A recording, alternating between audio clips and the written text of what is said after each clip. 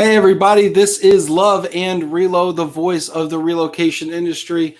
I am your so fortunate host, Ben Cross, and I am so pleased to bring you this wonderful program we have today. I've got one of my favorite people in the relocation business here visiting with us and sharing wonderful stories. And I can't wait to see you all come in and ask questions and talk to Mr. Graebel.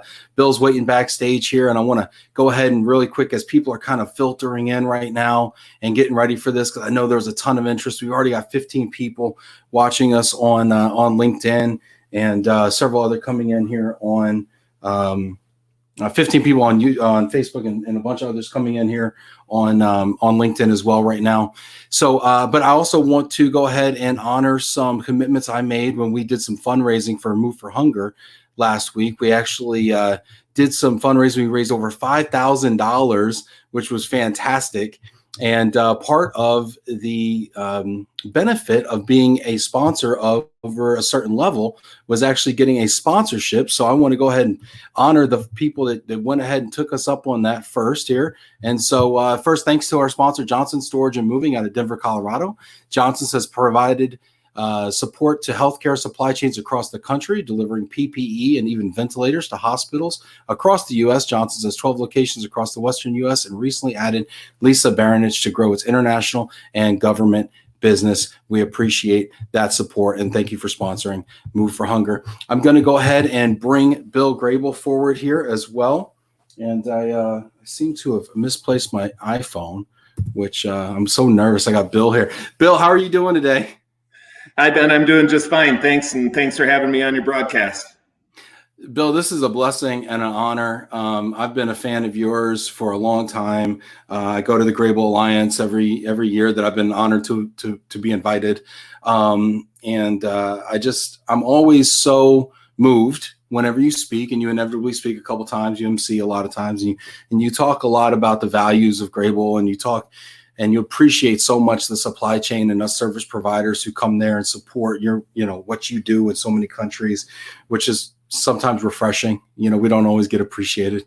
And it was just, and I'm just gonna keep going here because I'm so excited to have you. But I was fortunate enough to be invited to a fireside chat that you hosted with some of your key people about 2 weeks ago, as you talked a little bit about the pandemic and about what you're seeing, your organization seeing. And as you spoke, and you always speak with so much empathy, and you always speak with so much just from the heart, you spoke about what you've learned leading through this pandemic in this unprecedented time. And as I heard you talk about it, I just said, I got to get Bill on if he'd be nice enough to come on, and you jumped at the opportunity, which also was like a moment for me. But so I want to have you on, and I want to encourage everybody who's watching right now. And I see a whole bunch of people on Facebook. I see a whole bunch of people on LinkedIn. Even though I don't have my phone with me, I might have to ask my wife to bring my phone so I can see all the people on LinkedIn. But go ahead and leave a comment on Facebook. Let me know where you're watching from. Give your company a little shout out. We have an audience poll as well about what you're seeing from your team. But Bill, I want to go back and I want to just open it up and say, what have you been seeing with this pandemic in your company? Well, probably the most amazing thing is, we, like everybody else, probably very abruptly went to work from home environment. And we were fortunate on the one hand that our Singapore and Shanghai operations, basically since the start of the year, have been on work from home. So, it gave us a little bit of a roadmap or a template to go off of. But then, really in about 3 business days time, we determined, okay, we're prepared, we're equipped now. We need to have everybody work from home. And that's a big experiment when you have no prior precedent. And, right. I guess what we've learned and observed, we have some just extraordinary people that are finding ways to get things done, finding new ways to get things done. There seems to be a level of galvanization, coordination, if you will, amongst our teams. So, you could say we're arguably working better than we ever have. And in a sense, doing it with what you previously would have thought was an impairment. Well, and I want to ask you about that, Bill, and I hear my phone buzzing here, so I do have it. Okay, great. What percentage of your workforce would you have estimated prior to this pandemic was a work from home? 10, 15% perhaps.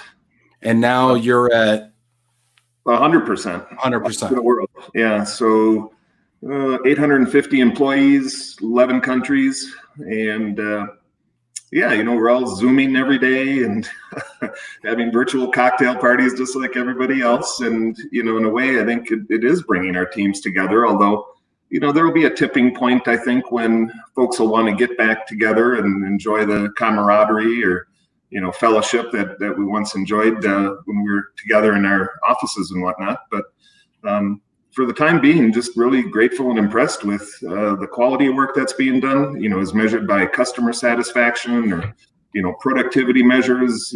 Everything's been pretty seamless, to tell you the truth. That's fantastic. And actually, that's going to be our audience poll, everybody. So if you're watching right now and I see the comments are coming in, and I so appreciate those, I want to actually open this up. Bill and I were talking in the green room, and we were talking a little bit about, wanting to hear from y'all out there, because we're all kind of going through this together, and Bill's going to tell us kind of how he's doing and what he's learning from it. But I'd also like to know from you all, and Bill would too, what are you learning about your team through this process? A lot of us had traditional working relationships where we were going into the office every day. And obviously those have been adjusted. How has your team responded? Is there anything counterintuitive that's come out of this that maybe you didn't foresee? Because I always find a lot of interest. It's always insightful for me when I see that. Bill, what are some of the things that maybe have surprised you about your team's ability to work from home? Was there something maybe going into this you're like, there's no way they're going to be able to do this, and maybe they surprised you or something like that? Outside of, the technical enablement and giving people laptops, several weeks before we actually did go to work from home, I don't know really what expectations I would have had other than hope for the best. Right. And then be agile in figuring out the kinks as they emerge. And, I guess one thing I've learned is we've got one heck of an IT team that just enabled, our teams, and we have great leaders across the various functions, and the collaboration that's occurring. There's a lot of innovation in terms of new services being provided that, quite frankly, we're in development with our supplier partners in many instances, which I think will, certainly be fixtures of our offering in the months and years going forward that previously, I didn't seem to have a need, or we maybe didn't perceive ourselves as being capable of fulfilling a need. But, it's been a really nice, innovative journey. It's been a nice opportunity in some ways to get to know people better, because, the hustle and bustle of daily activity isn't quite as frenetic as I suppose it previously was. And so to take a call like this and maybe have 5 or 10 minutes of chit chat with somebody that you otherwise would have just assembled in a meeting, had a meeting, and then gone on to the next meeting, it's been nice that way. Wonderful. We got a bunch of people. Jamie Massler checking in, Darren Burley, great guy there. I think you know him. Christy Saluga, Eric Neld, Jason Rollins, Sherry Jenkins checking in, Faye Hawksworth checking in. So many really wonderful people in this industry coming out here. We have learned that pivoting is the way to succeed during these times. Job descriptions are only a suggestion. Isn't that the case, right? We got 92 people on LinkedIn watching. We got 42 people on Facebook. Bill, you're a popular guy. This is great. We got to do this more often. If you don't have anything to do, Bill, pencil yourself in. Vinny says, hi, Bill and Ben. Thanks, Vinny from Nike. Thanks so much for bringing Bill on Love and Real. This brings me so much joy and appreciation for this amazing human being, leader, and friend. As many of you may know, but Graebel was where I started my mobility career. I am so appreciative to the Graebel family and everything that they have done for me. I am a huge fan, Bill Graebel. Thank you. Wow. Thanks, Vinny. You see this? You didn't think you were going to cry this early, did you? Faye, our ability to adapt to change quickly and swiftly on a national level, our team has been able to keep up with all the industry changes based on our governor executive orders issued. So proud of this team. Victoria's checking in as well. Hey, Victoria. Let's see here. Oh, gosh, we had so many people checking in. I want to honor all these people. Olivia Barami, Jurgen Tellman, Michael Diana, Kelly Calvert, Catherine Whitner, Hosea Botley, Brian Smith, Lisa Baronish, our sponsor today. Thank you. Matthew Odike, Simon Johns, Jennifer Anderson, Drew Phillips, Ed Cohen, Danny Angelo, Katie Linehan, Lisa Ross, Kelly Gurin checking in, Dan Bagley from Baggage Hub out in the UK, Maggie Ryan, Best to Bill, an industry veteran who has great knowledge and experience to offer. And we're going to get into some of those experiences as well. Bill, just bear with me. I want to honor these people real quick. Melissa, James Parker, Kelly Warren, hello there. Dan Cross, my dad. You know, and Bill, I'm going to take a side note here. Another thing that's always impressed me about you, Bill, is you always honor your father. And every time, you know, you always talk about him, and you always honor him and show such a deep respect for him. And, you know, my dad and I have a similar relationship, and I've actually brought him on the show. And, you know, I guess I just want to take aside and just ask you about family and just, you know, Graebel's, you know, I don't want to put words in your mouth, but it's come from a family lineage. And what is family? How has that impacted the way you've led the company? Oh, well, first of all, you know, I think my father was a tremendous visionary and very connected to people and their feelings, and certainly was a model of servant leadership, you know, that I observed from a very young age when, you know, the business was very small. You know, I remember dozens of times when he went to work, you know, he used to have coveralls, kind of like a one-piece outfit with a zipper up the front. And that was kind of the uniform. And he'd go to work in the morning to start a job, but he'd carry a suit with him. And at lunchtime, he would ask permission from the transferee if he could leave the residence to go to a Rotary Club meeting. And so he would change into his, you know, business suit to go to the Rotary Club meeting. And then after the Rotary Club was over, he would come back and finish the job in his coveralls. So, you know, and as I observed him in working with other drivers and working with other people in the office, you know, he was just such a servant leader.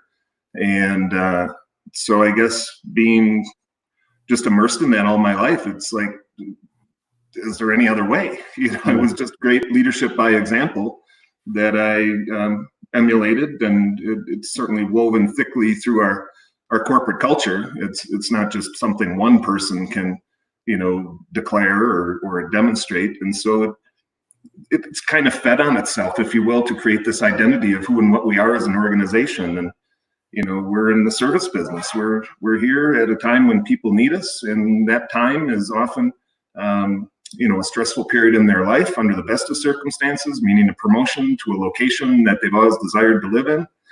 Not every relocation shapes up that way. And, you know, certainly now in the kind of Corona landscape, you know, I really admire the courage that people have, a willingness to relocate, you know, and in many instances, you know, the cities are just you know, the nightlife, the vibrancy of restaurants, the activities to do. You know, you go to a new city and that city isn't really what it once was at this point. And so, you know, how do you make friends? How do you know, integrate into the communities?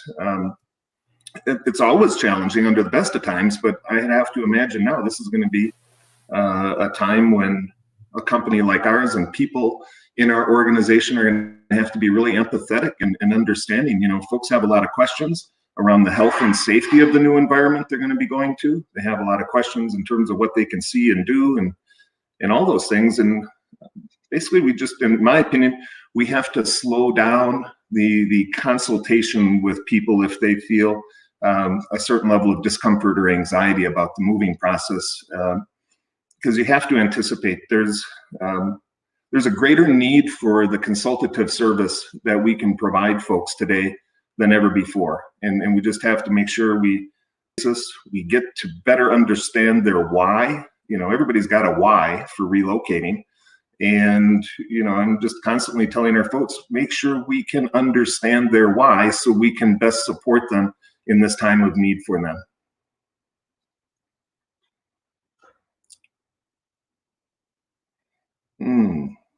Ben, I don't know.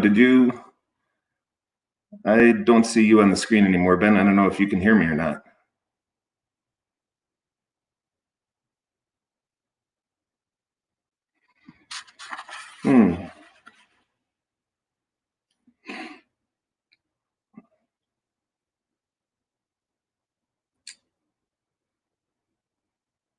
Ben, I think I lost you.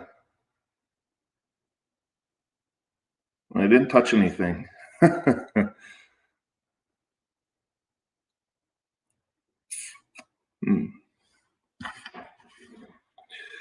Ben, if you can hear me, I'm going to... Bill, I got you, buddy. I'm back. Yeah, so this is a little game we call Ben's Wi-Fi is so unpredictable. And I get the biggest guests on, and then my Wi-Fi craps out, and then we just see what happens. That's kind of what happens. And thank you for being patient with me, Bill. As it went out, I was like, well, at least he seems like he's on a roll. So this should buy me 30 seconds at least. I'm so sorry, Bill. Yeah, my Wi-Fi. No worries. This is all part of our adaptation, right? To the work from home and the vagaries of Wi-Fi service. And anyway, and I appreciate you understanding, and everybody's been so empathetic, including our viewers who still have 110 people watching on LinkedIn and 46 on Facebook and YouTube. And I'm shocked sometimes that they don't just fall off, because typically that's what everybody tells you with the internet. As soon as something's not interesting for 1.5 seconds, people leave, right? But people have always stuck in there and hung in there. And I consider that, in a weird way, kind of empathy as well. And you talked about something at the fireside chat, and you kind of touched on it earlier as well. But understanding that these transferees and service providers are in a very uncertain position and exhibiting tremendous courage and bravery, and even accepting these assignments or these jobs. And you talked about having empathy for these people and upping the empathy ante, and I just was struck by that, because I hadn't really heard anybody put it that way. Can you tell me a little bit about that and what you mean by that? Well, again, I kind of define the business we're in as we're in the caregiver business. We're not like in healthcare or hospice, but people are relatively needy as we meet them, right?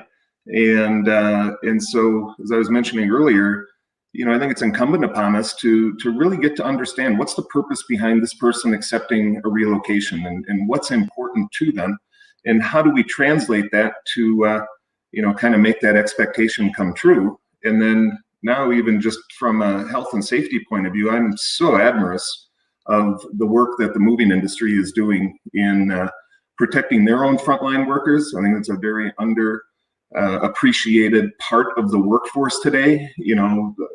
Those workers have no idea the health history of the client they're coming into, and the processes of social distancing while in a home to conduct the work of a move. There's all sorts of wrinkles that the moving industry is having to deal with. And from what we're seeing, the few folks that are relocating by comparison to this time of year, they're getting really great experiences. And so I don't think it's just Graebel. I think everybody that loves this industry knows it's a service business, and people are ever more serving others as they would want to be served at this time. And it's, in some ways, it's a beautiful thing that we're showing to each other greater compassion, greater duties of care, greater awareness about the customer experience and this wrinkle that COVID has put on it. I mentioned before, I think there are a number of things that are really going to become permanent features in the service delivery models going forward, and much of it born out of the COVID health issues. But they're just good common sense practices, I think, that maybe weren't thought of previously, but now will become more the norm. You bring up the kind of the measures that we're having to go through, service providers, and I appreciate you acknowledging that too, right? And the U.S. military has put out orders around PPE, and all of our clients have pretty much said, PPE is a must right now. And you even alluded to the fact that this could be a long-term thing, right? I mean, we don't know how long this virus is going to be around. And then there's frankly the risk of other future viruses and spikes and things of that nature.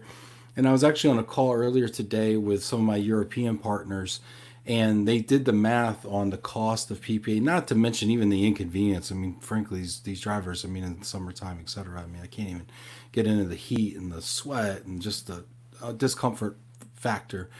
But they said that the PPE on a 20-foot container shipment was about 150 US dollars. Mm.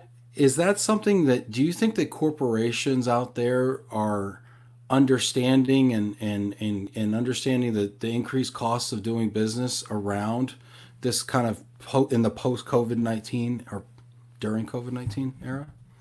Yeah, I think there's a recognition for there being some added expenses in the provision of service, and yet, the traditional responses in times like these are clients to be ever more cost conscious, right? So there's kind of a conflict or a dilemma there, pulling in opposite directions. But I think at the end of the day, logic will win out, and a client, how are they going to say to their workforce, no, we really don't want to invest in your safety when you have crews working in your home, and so we're hiring crews that don't require this, and they can't say that, and so the alternative is, I would hope that they would find it's a rather small investment in the health of their workforce or worker that's relocating that day, and it's a cost of doing business, and it's a new cost of doing business. But hopefully, how would you say this? I don't know if there's going to be like official surcharges that eventually get socialized and become the norms in whatever segment of the industry. But just about every facet, whether it's back office work or frontline work, has a certain amount of increased cost. My goodness, in the workplace services arena that we're involved with as well, managing facility relocations. On average, I guess the studies are coming out that it'll take about $1,800 per employee to configure the workplace in a manner that's compliant with CDC recommendations. Wow. So, that's a pretty large number. And these coming months are going to be good months for that activity to occur while people are still at work from home. But that'll be the real eye-opening expense, I think, for employers / our customers when they start hearing about the necessary changes in the office environments in order to bring their workforce back. And so anyway. Yeah, that's a lot to think about. I mean, I hadn't heard that configuration, the cost of configuring, but that's huge. And then for those of you who are out there in the office moving, have businesses along that, it sounds like that could also be pretty lucrative in the future as we adapt to this new post COVID-19 landscape here. The comments are just going wild here. So many people just appreciating. So many people are encouraging you to hang in there while I'm gone, and they've really rallied around you right now. It's. I hope you feel supported because people are concerned. Frankly, they're like, "Don't go anywhere, Bill. He's coming back. I promise." Oh, goodness. But you touched on something, and it kind of goes into the duty of care thing, and I want to touch on that. Let me go ahead and just make sure we also go ahead and be sensitive to the folks who are out there watching and might have questions of their own, because I know there's always some good ones here. And I'll filter some of these too, Bill. We won't get too crazy here with the questions. It is the internet after all. Let's see here. Katie Linehan. We can hear you, Bill, and the words are inspiring. I guess that was when we can hear you, Bill, but no Ben. Julie Coleman says, yeah, we can still hear you. Yeah, you'll look back on it. It's pretty funny. My dad says, great philosophy, servant leader, has a spiritual origin and connotation. Your dad connected with people's hearts. To what degree? How does spirituality inform your business model? You talk about that, Bill, a little bit, and I was kind of saving this for a little bit later, but you talk about kind of the three pillars of Graebel's, strategy or mindset or whatever. Can you share with that a little bit? And then I have a follow-up question about one of them. Sure. Well, we've been very explicit in talking about our mission and vision and values, and our values are simply truth, love, and integrity. And the purpose for laying those out is really to be a guide when the rule book or the process or whatever is unknown. And so, specifically in times like this, there is no template for leading, managing, working in this kind of context. And so, what do you turn to? How do you decide? And so if you put things through a lens of, okay, where does truth apply? And then how do you apply it? Well, apply it in a loving fashion, compassionate, accountable. These are just like roots. And from those roots spring out attributes, like kindness and empathy and so forth. And in terms of truth, part of it is being trustworthy. And, clients put a ton of trust in us, both in terms of the well-being of their workforces, but also trust in us as a fiduciary. Millions of client dollars go through our organization, if you will, on the premise of being spent transparently, fairly, with good actors, in the right quantities, and to be procuring on their behalf as if it were our own money. So, truth, love, integrity are just a mindset and a way of navigating the uncharted waters of life, as well as a solid foundation for day-to-day behavior with whether you're working with other people, serving other people, or yourself being served. Well, and I think you guys have done a really nice job with that as far as communicating through this crisis. I mean, I get a lot of emails from your staff as far as best practices, as far as what you're seeing, as far as communicating out. That fireside chat was a part of that. So, I think it's important to communicate through times of crisis as well. Even though it's scary, sometimes I think you would agree, and I'd actually love to hear your take on this. Even when it's scary, even sometimes the words that are coming out of your mouth, it's still important to say them and to be out front and to talk about things like that.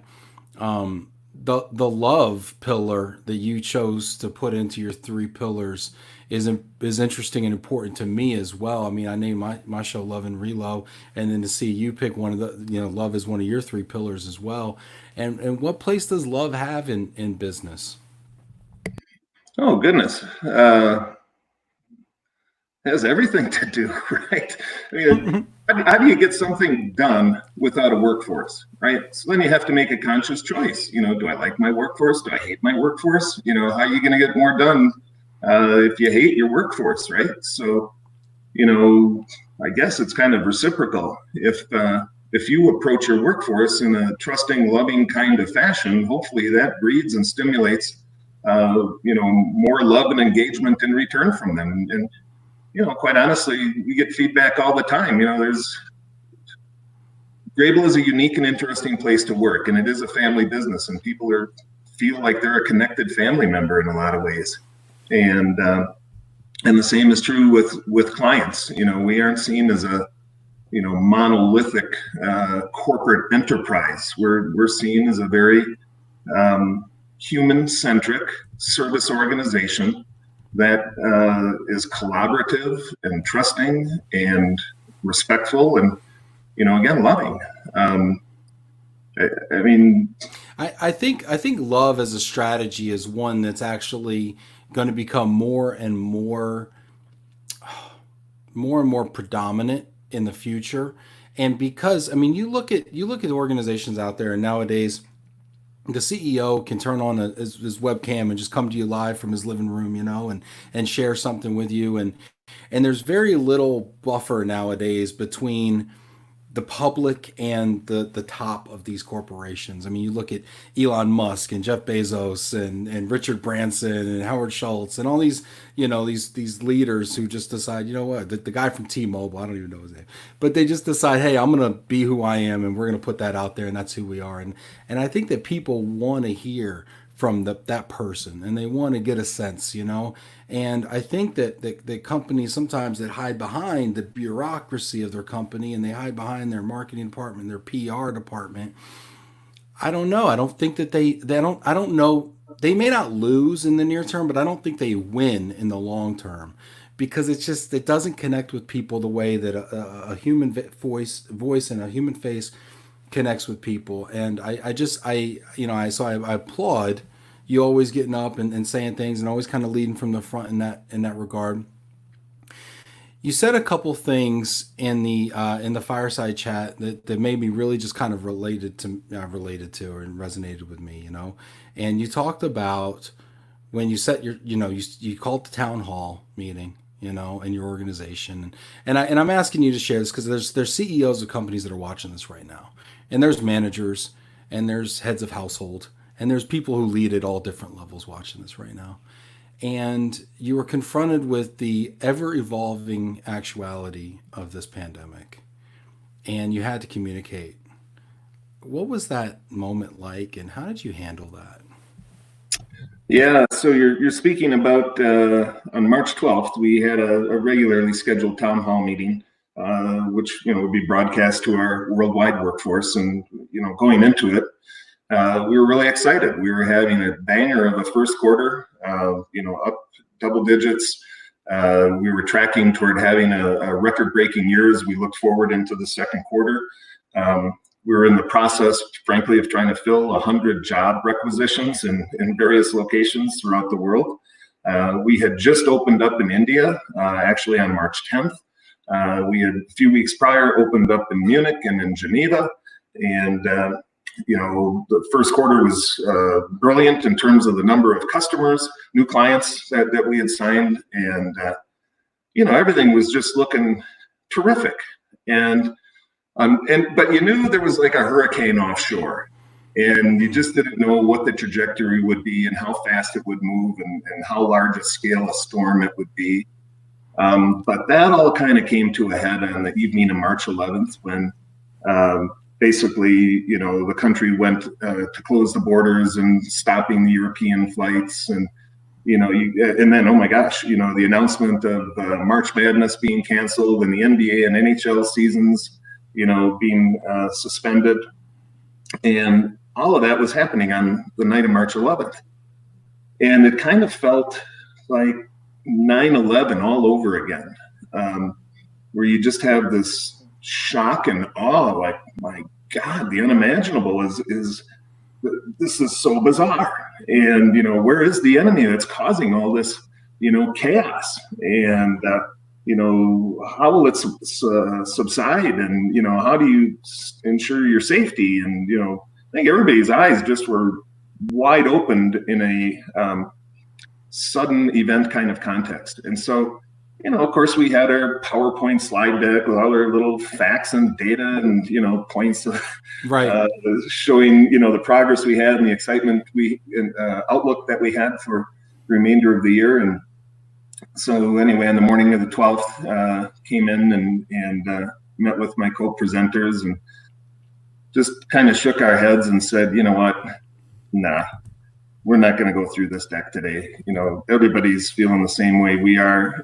They're stunned, they're scared, they're filled with questions. And so we just literally kind of chucked the presentation aside. It's never really seen the light of day. And myself and our chief talent officer and our chief operating officer, we just pulled up 3 chairs on the stage and said, hey, we're humans too. We're processing this right now as you are.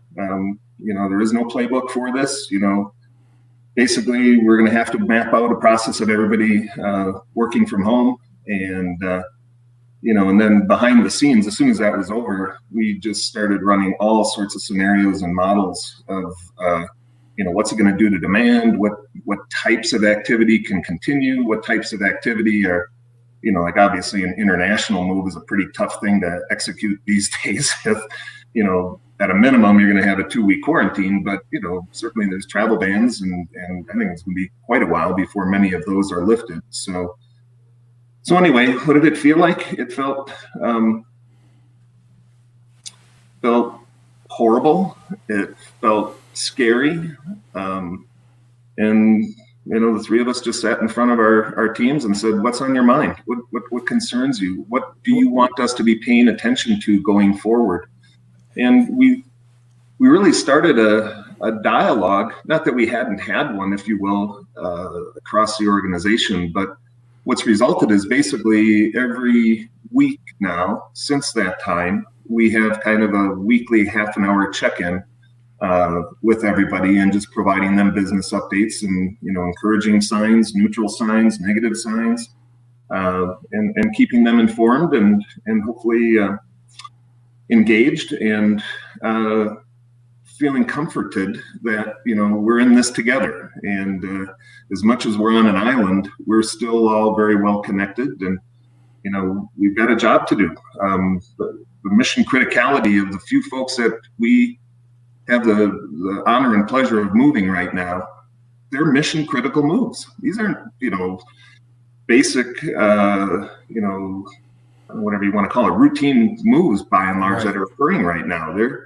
They're filling a significant need at the client level. And again, in many cases, folks are doing so and having to quarantine at the other end. And so just going back to the town hall, there were so many flashing topics that just come in that you'd never really asked yourself and you didn't really have a playbook for, and you realize, holy smokes, we're going to have to be learning on the fly here, and the old adage of changing the tire while you're going 60 miles an hour down the highway. Yep. I want to ask you a question about that. If you're watching this right now, we got over 100 people on LinkedIn right now who still are tuned in, riveted. We got another 35 on Facebook right now.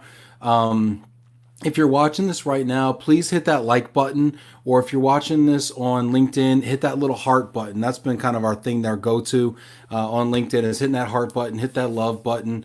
Love to see that fluttering up in the comments. It makes me feel all warm and fuzzy inside. So hit that, let Bill know you love him. Send a little love, hit that love button.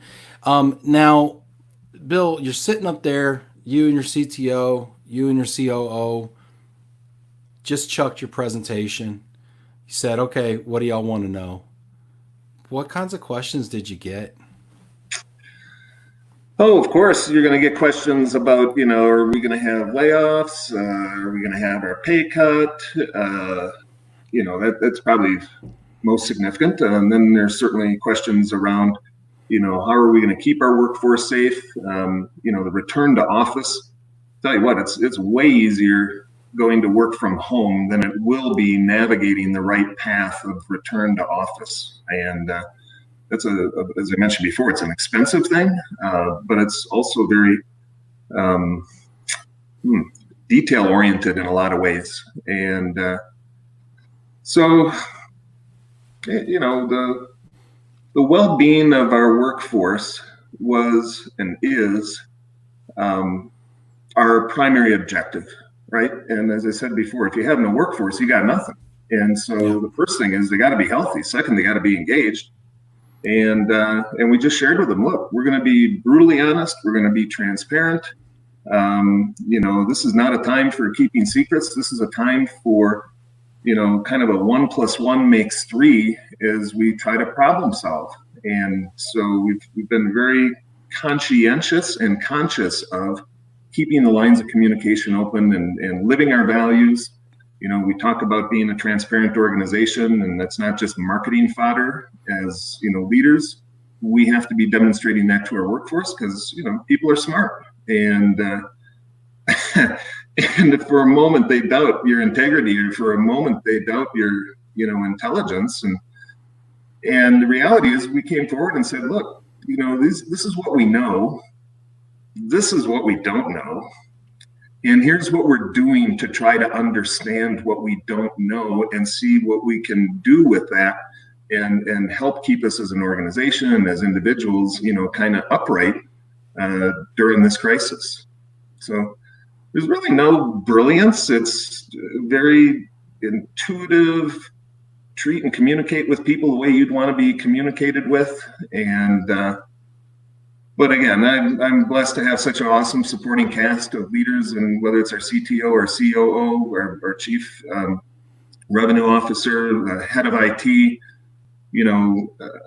they're extraordinary leaders themselves and have really brought so much to our respective teams, and the time and the effort that they're putting into them and taking greater interest in their family lives. And Again, if there's one common theme here, Ben, it's probably trying to be more human-centric than ever before. And it's whether it's respect to our suppliers, our customers, our transferees, our own individual employees and their families. Again, it just seems kind of like an intuitive response in a crisis. You would actually want to dial up your human centricity as opposed to, ignore it or otherwise fake it. Well, there's a tendency when scary things are happening, and I have two little children. I got two little boys, 5 and 2. It's a tendency when scary things start to happen, you put the covers over your head, right? You clam up. Literally, what does a clam do, right? You put your ostrich in the sand, right? And I've seen that. I've seen that in myself. Here I am doing a daily show, but I've even seen that in myself. And when I look around, though, the companies that I most admire right now going through this, it's the ones that are communicating. It's the ones that are sending out the memos and letting me know what they're doing or what they will do, or showing me that they are taking steps. And the ones that I trust are the ones that tell me they don't know, because I've interviewed quite a few clients asking what the future holds. The ones that say they know or have a crystal ball, I think, are full of you know what. And the ones that tell me, hey, we don't know, we're hopeful, we think this might happen, we think this might happen, but you know what, this could happen and this could happen, and who knows.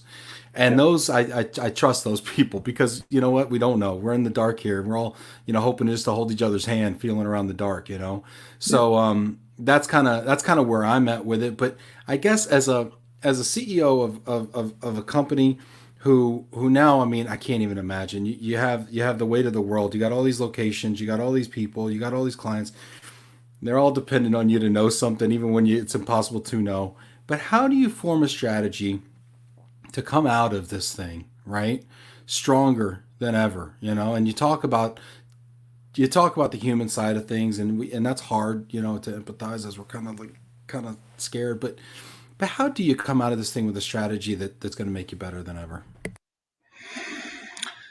Yeah, great question, Ben. At least, all I can speak to is in my instance, and I suppose the little psychological tricks I put on myself, because, quite frankly, near the end of February, you could kind of tell, there's some choppy water, and this hurricane's out on the ocean. And, if you will, I was probably most anxious in late February, early March, feeling vulnerable and exposed, because people are going to be looking to me and our leadership team for answers. And so all that uncertainty on the front, at least for me, has been the most challenging period. And then like anybody else, you have a little self-talk session and you say, all right, what you gonna do about it now? And, right. It just occurred to me that, somebody's gonna be a winner coming out of this in every industry. And, that won't happen by luck in most instances. And the way that we come out of this very likely is gonna be very different than the way we came into this. So it all had to do with, like self-talk about having a winning mindset and doing things that would be synonymous with what victors do in any endeavor, which, is sweating the details, and it's, focusing on more team play rather than individual play.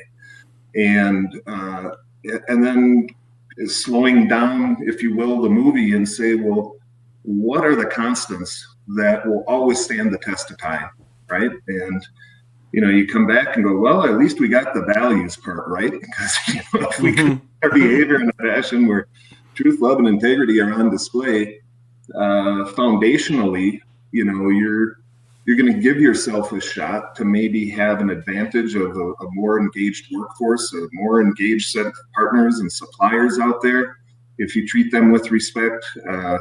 And in a sense, putting their needs before yours, you'll probably learn more in the process.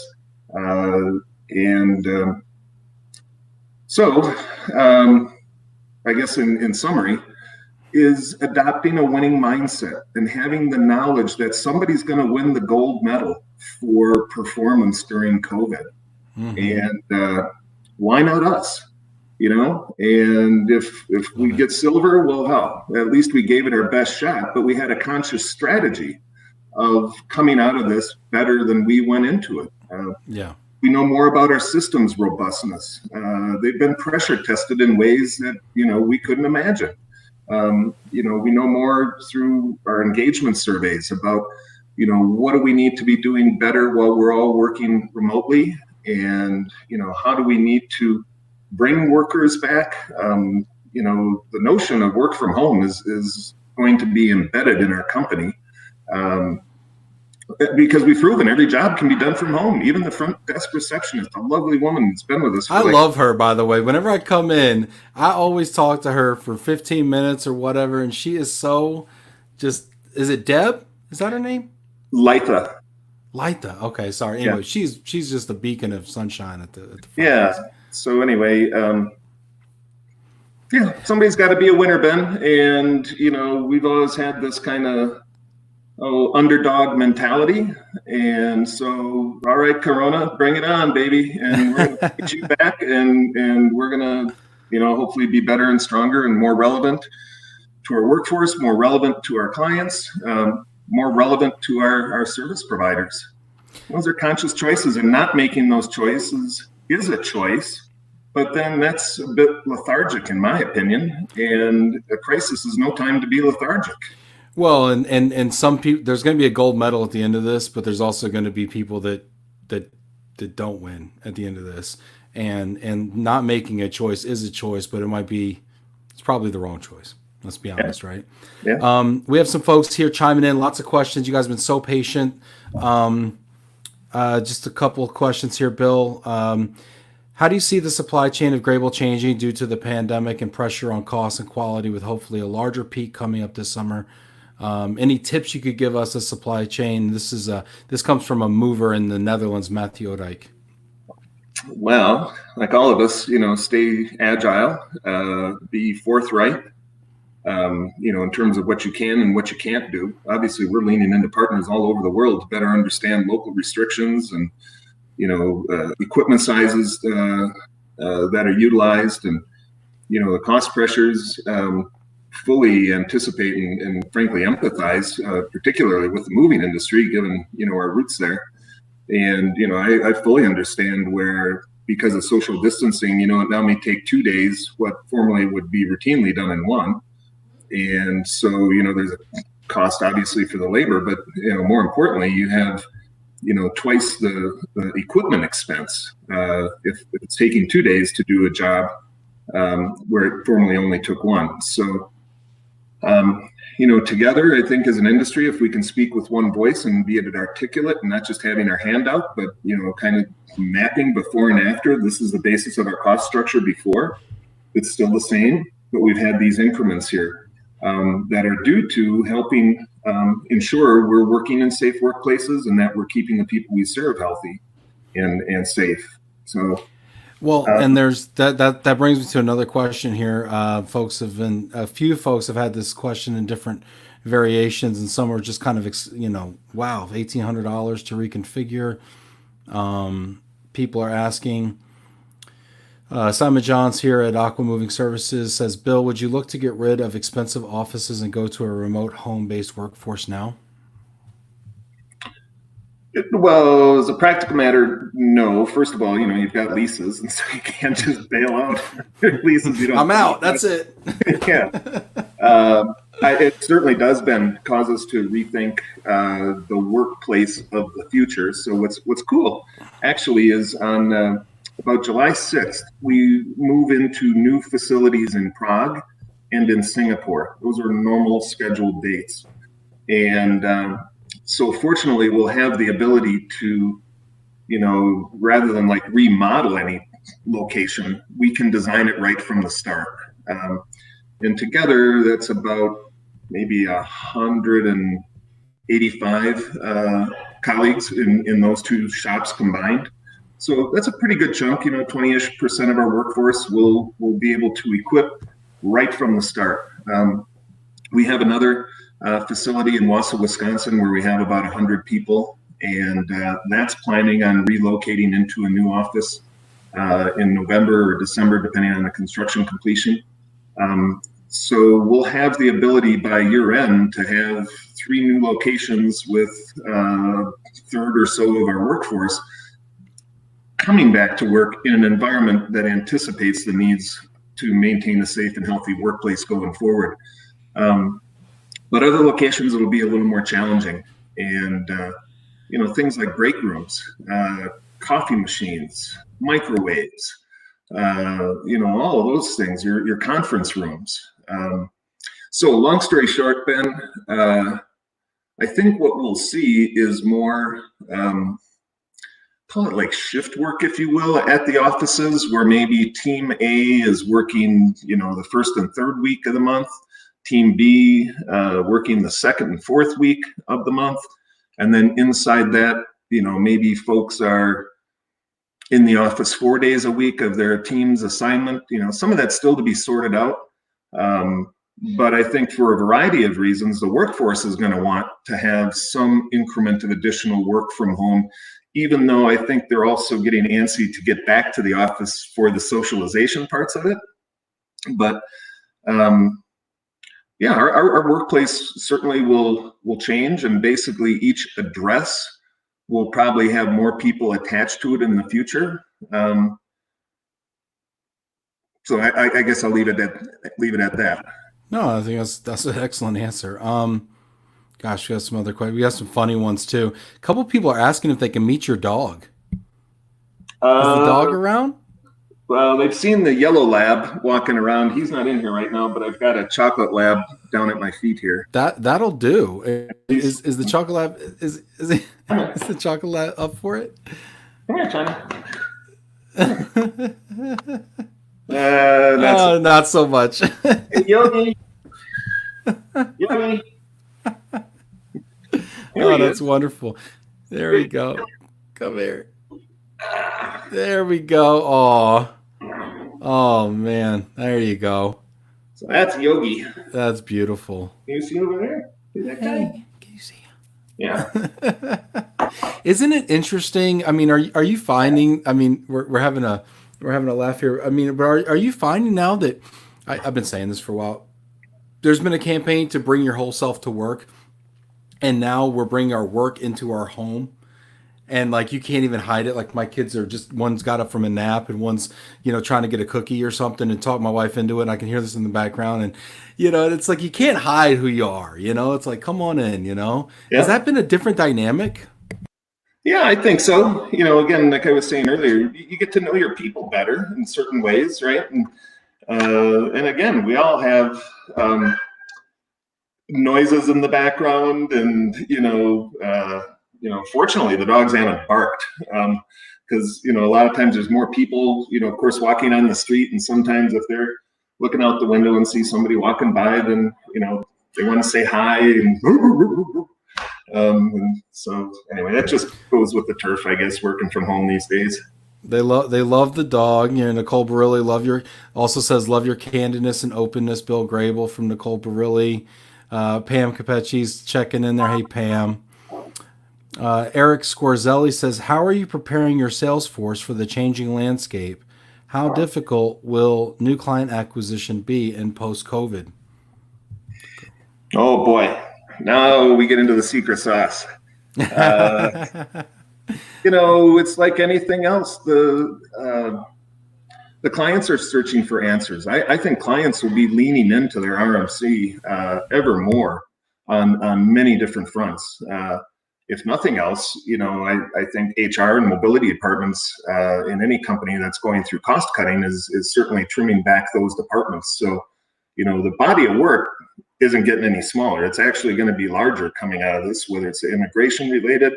Oh my gosh, I have so much empathy for the people that have to keep up with, how countries reopen, and, workers in countries with visas expired and the consulates are closed, and, all of those kinds of things. So I do think this is a great time for the mobility industry coming forward in demonstrating basically increased value creation and how they can help their clients get more done with less direct expense.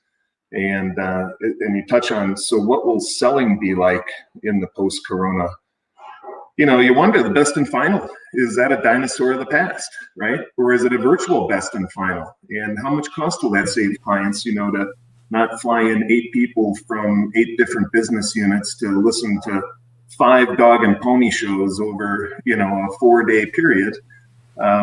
In some ways you could argue the cost of customer acquisition will go down because you're probably not flying as frequently as many people to, whether it's an initial pursuit part of the journey, or whether it's kind of at the tail end and the best and finals. A skill we didn't think would be well done, I guess, going into this, is a client implementation virtually. And the implementation at an RMC level is a pretty complex journey of, harmonizing systems, and, there's a lot of work on both sides, the client and the supplier side. And we've had several very successful implementations, all done virtually. And but the client acquisition process, in some ways it's always the same, right? They have a need. They're vetting you for, do you have the right solution for their need? Can you be trusted in your claims? Like what you say you can do. And, that integrity meter probably goes up a little bit, or the lens that a client has in terms of discernment. Am I getting the real story here? And, there's certainly some interesting turbulence in our industry today with, some of the marriages or divorces that are going on. And I think if we just hang in there, there will be, a certain gravity that brings client opportunities to us in a lot of different ways. But I'm so grateful for the creative, energetic, highly active nature of our business development team right now. And again, I think clients are going to do one of two things coming out of this. They're either going to accelerate their sourcing cycle if they haven't been pleased with the response of their current RMC, or they're going to, in a sense, double down and not let a good one get away on it. And I do think in the second half of this year, there's probably going to be more potential sourcing exercises than we would have otherwise anticipated. And so as a brand, we want to be out in front of the ones we want to pursue. It's been an interesting journey the last couple of years where we ourselves are probably a little more discerning in terms of who we pursue. There's a lot of big brand names out there that you can do a lot of work and ultimately have it be done for practice. So, hey, you're talking to a mover. We know all about practice and moving over here. Okay. Yeah. And, there's no question there's been price pressure for decades going on. And so there are certain clients or certain industry sectors that we really aren't all that focused on because, at the end of the day, the ride's got to be worth the fare. And if they're past buying behavior, and if they're consciously just going down the low-cost sourcing path, that's not our game. And we'd rather get out early and not have sunk expense into long-shot opportunities. So, again, this is where I really admire our business development team. They've kind of taken those marching orders, and rather than being disappointed, are proud to be, taking on maybe a fewer number of prospects each year, but actually increasing their closing rates because we've had more skillful dialogues early in the process to know that what we have on offer is actually something of value that the client is excited about engaging us with. Lovely. So, but there's some secret sauce stuff, Ben. Yeah, I don't want to get you. Yeah, you don't got to give us the whole recipe, Bill. These days, right? And whether it's your blogs, whether it's your .com, we're trying to steer prospects and clients to Graebel.com. There's a great COVID resource center there, and a whole bunch of articles and thought leadership related to managing teams from home, and just updates from all the different places around the world. So our digital arsenal is I wouldn't even know how to measure it, but it's probably grown in a quantum fashion in just these last 6 weeks. We've got so many We got so many comments here. Unfortunately, I don't think we're going to be able to get to all of them, and I hate to say that, but I want to be respectful of your time, Bill. I know I'm not your only priority this afternoon. You've been so kind and generous and so gracious with your time, and frankly, just being open. And I mean, that's one of the couple of the overwhelming themes here in the comments of the openness, the integrity, the communication, the love. The people feel it, and that was the thing that attracted me so much to you when I heard you talk at the very first alliance and subsequently. And actually, I don't know if you recall this, but my first ERC, I want to say this was in 11 in San Antonio, I want to say, and I think you were actually at the, so this is your first conference session, you and I want to say Pandra Ritchie, and I think you guys had tables and we rotated through and I talked to you. And anyway, you've always been open and you've always been supportive, and it's always a pleasure to speak with you. Is there anything else, Bill, that you want to leave our audience with before we depart?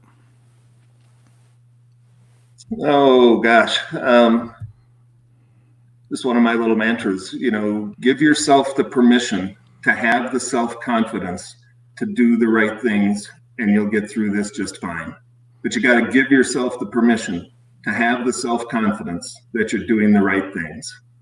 And all of us, I think, have, this doubting nature, I'm sure, in times of challenge or whatever times we're living in today. And that's fine.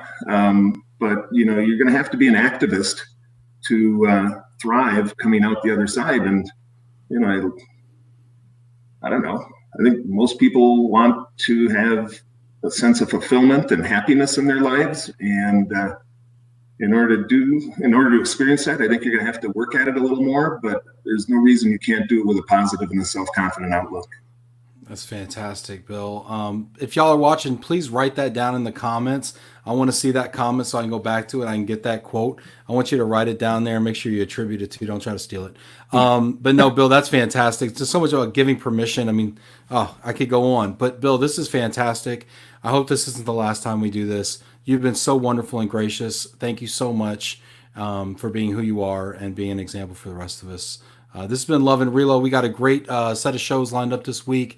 So love to see you all come on. We got Jack Jampel from Stryker Corporation coming on Thursday. We've got Victoria Messer, a DSP in Berlin, coming up. We've got Relocation Global Mobility Jeopardy with Nicole Barilli coming on Friday. So we're having fun. We're giving you guys inspiration. We're giving you insight. We're giving you fun. We got Roger Sorhagen from Syracuse Moving coming on tomorrow. Thanks again to Johnson United Storage and Moving for sponsoring today and donating to Move for Hunger. Thank you so much again to Bill and to all the folks who checked in. We probably had a close to record audience today. This has been wonderful. And Bill, thank you for being on this journey and sharing so much of your story with us today. I appreciate it. My pleasure, Ben. And thanks for the great job you're doing keeping this community united here in the mobility industry. I think a lot of people are very grateful that you've had the courage and are a catalyst of this, frequent communication and checking in with each other. And so you're setting a great example. Nice job. Thank you so much, Bill. I really appreciate it. Take care, everybody. Bye.